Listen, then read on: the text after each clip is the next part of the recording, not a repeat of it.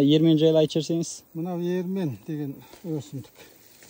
Бұны жаңадан гүл ашып, неған кезде орып алады, орып кептіреді салқын жерге. Соны кейін баба арғай дәлік істетеді. Бұлдан буын ауырған, ісік, ашқазан барлығына емдік жоқ бұл.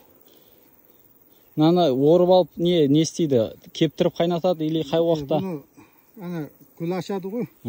Гүл ашқан кезде бұны алады бұны. Бұны уақыты сол.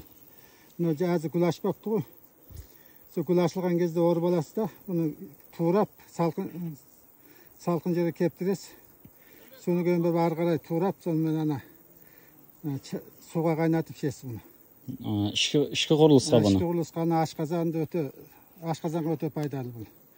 Буын ауырғанға, ісікке бұны қайнатып, суына түссеңде, сыртқы ауырларды алады да бұл. Ісікті қайтарады, буын ауырғанға жақсы. Сонда бұл да өте жақсы. Ермен деген шөптің. Бұл алды гүл ашпап, гүл ашқан кезде алады бұны. Біз жақта, мына жақ кеш неме қылады ғой? Бұл жақтан кеш гүл ашады екен ғой бұл жақта. Рахмет.